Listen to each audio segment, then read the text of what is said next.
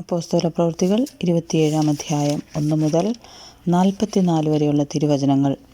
ഞങ്ങൾ കപ്പൽ കയറി ഇത്തല്യയ്ക്ക് പോകേണം എന്ന് കൽപ്പനയായപ്പോൾ പൗലോസിനെയും മറ്റ് ചില തടവുകാരെയും ഔഗുസ്ത്യ പട്ടാളത്തിലെ ശതാധിപനായ ലൂയിയോസിനെ ഏൽപ്പിച്ചു. അങ്ങനെ ഞങ്ങൾ ആസ്യക്കര പറ്റി ഓടുവാനുള്ളൊരു അദ്രമുത്തു കപ്പലിൽ കയറി നീക്കി. തെസ്സലോനിക്കയിൽ നിന്നുള്ള മക്കതോന്യക്കാരനായ അരിസ്തർഫോസും ഞങ്ങളോടുകൂടെ ഉണ്ടായിരുന്നു. പിറ്റേന്ന് ഞങ്ങൾ സീദോനിലെത്തി. ലൂയിയോസ് പൗലോസിനോട് ദയ കാണിച്ചു സ്നേഹിതന്മാരുടെ അടുക്കൽ പോയി സൽക്കാരം കൈക്കൊള്ളുവാൻ അനുവദിച്ചു. അവിടെ നിന്ന് ഞങ്ങൾ നീക്കി കാറ്റ് പ്രതികൂലമാകയാൽ കുപ്രോസ് ദ്വീപിൻ്റെ മറപറ്റി ഓടി കിലിക്യ പംഫുല്യ കടൽ വഴിയായി ചെന്ന് ലുക്കിയയിലെ മുറാപ്പ പട്ടണത്തിലെത്തി. അവിടെ ശതാധിപൻ ഇതല്യയ്ക്ക് പോകുന്ന ഒരു അലക്സാന്ദ്രിയ കപ്പൽ കണ്ട് ഞങ്ങളെ അതിൽ കയറ്റി. പിന്നെ ഞങ്ങൾ ബഹുദിവസം പതുക്കെ ഓടി ക്ലീദോസ് തൂക്കിൽ പ്രയാസത്തോടെ എത്തി. കാറ്റ് സമ്മതിക്കായകയാൽ ക്രേത്ത ദ്വീപിൻ്റെ മറപറ്റി ശൽമോനയ്ക്ക് നേരെ ഓടി കരപറ്റി പ്രയാസത്തോടെ ലസയ്യ പട്ടണത്തിൻ്റെ സമീപത്ത് ശുഭതുറമുഖം എന്നു പേരുള്ള സ്ഥലത്തെത്തി. ഇങ്ങനെ വളരെ നാൾ ചെന്ന ശേഷം നോമ്പും കഴിഞ്ഞിരിക്കെ കപ്പലോട്ടം വൈഷമ്യമാകൊണ്ട് പൗലോസ്, പുരുഷന്മാരെ, ഈ യാത്രയിൽ ചരക്കിനും കപ്പലിനും മാത്രമല്ല നമ്മുടെ പ്രാണങ്ങൾക്കും ഏറിയ കഷ്ടനഷ്ടങ്ങൾ വരും എന്ന് ഞാൻ കാണുന്നു എന്നവരെ പ്രബോധിപ്പിച്ചു. ശതാധിപനു പൗലോസ് പറഞ്ഞതിനേക്കാൾ മാലുമിയുടെയും കപ്പലുടമയുടെയും വാക്കധികം വിശ്വസിച്ചു.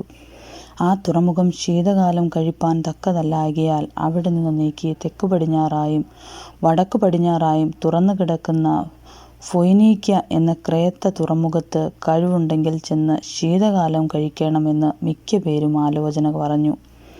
തെക്കൻ കാറ്റ് മന്ദമായി ഊതുകയാൽ താൽപ്പര്യം സാധിച്ചു എന്ന് തോന്നി.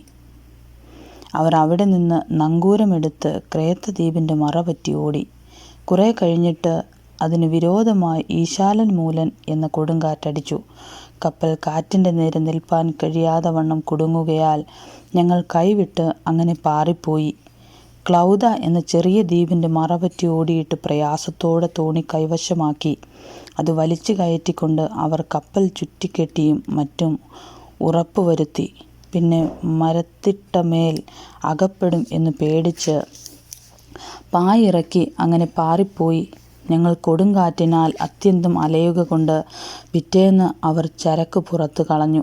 3-ാം നാൾ അവർ സ്വന്തം കൈയാൽ കപ്പൽ കോപ്പും കടലിലിട്ട് കളഞ്ഞു. വളരെ നാളായിട്ട് സൂര്യനെയോ നക്ഷത്രങ്ങളെയോ കാണാതെയും വല്ലാത്ത കൊടുങ്കാറ്റടിച്ചുകൊണ്ടും ഇരിക്കയാൽ ഞങ്ങൾ രക്ഷപ്പെടുമെന്നുള്ള ആശയൊക്കെയും അറ്റുപോയി. അവർ വളരെ പട്ടിണി കിടന്ന ശേഷം പൗലോസ് അവരുടെ നടുവിൽ നിന്നുകൊണ്ട് പറഞ്ഞത്, പുരുഷന്മാരെ, എൻ്റെ വാക്കനുസരിച്ച് ക്രേത്തയിൽ നിന്ന് നീക്കാതെയും ഈ കഷ്ടനഷ്ടങ്ങൾ സമ്പാദിക്കാതെയും ഇരിക്കേണ്ടതായിരുന്നു. എങ്കിലും ഇപ്പോൾ ധൈര്യത്തോടെ ഇരിപ്പാൻ ഞാൻ നിങ്ങളോട് അപേക്ഷിക്കുന്നു. കപ്പലിനല്ലാതെ നിങ്ങളിൽ ആരുടെയും പ്രാണന് ഹാനി വരികയില്ല. എൻ്റെ ഉടയവനും ഞാൻ സേവിച്ചു വരുന്നവനുമായ ദൈവത്തിൻ്റെ ദൂതൻ ഈ രാത്രിയിൽ എൻ്റെ അടുക്കൽ നിന്ന്, പൗലോസേ, ഭയപ്പെടരുത്, നീ കൈസരുടെ മുമ്പിൽ നിൽക്കേണ്ടതാകുന്നു. നിന്നോടുകൂടെ യാത്ര ചെയ്യുന്നവരെയൊക്കെയും ദൈവം നിനക്ക് ദാനം ചെയ്തിരിക്കുന്നു എന്ന് പറഞ്ഞു. അതുകൊണ്ട് പുരുഷന്മാരെ, ധൈര്യത്തോടെ ഇരിപ്പീൻ. എന്നോട് അരുളി ചെയ്തതുപോലെ തന്നെ സംഭവിക്കുമെന്ന് ഞാൻ ദൈവത്തെ വിശ്വസിക്കുന്നു. എങ്കിലും നാം ഒരു ദ്വീപിന്മേൽ മുട്ടി വീഴേണ്ടതാകുന്നു.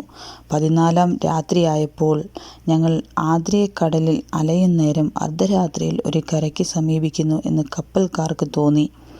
അവർ ഈയം ഇട്ട് 20 മറ്റൊന്ന് കണ്ടു.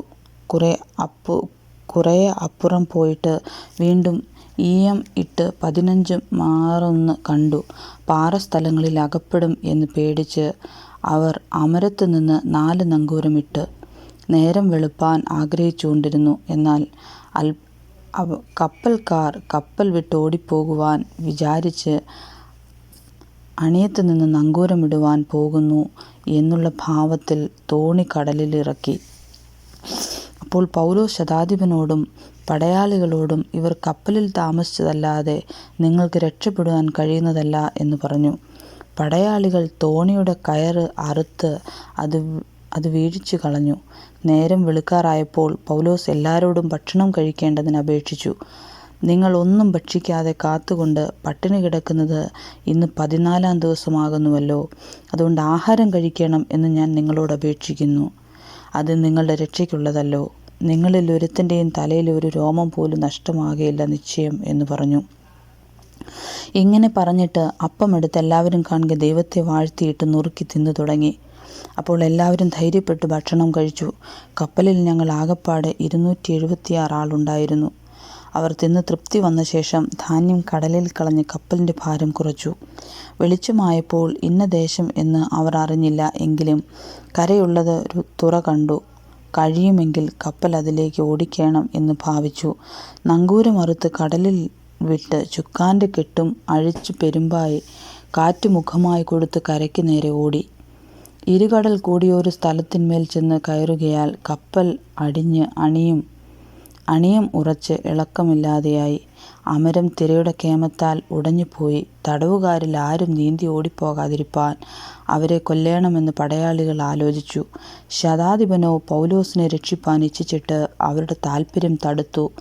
നീന്തുവാൻ കഴിയുന്നവർ ആദ്യം ചാടി കരയ്ക്ക് പറ്റുവാനും ശേഷമുള്ളവർ പലകമേലും കപ്പലിൻ്റെ ഖണ്ണങ്ങളുടെ മേലുമായി എത്തുവാനും കൽപ്പിച്ചു. ഇങ്ങനെ എല്ലാവരും കരയിലെത്തി രക്ഷപ്പെടുവാൻ സംഗതി വന്നു. ആമേൻ.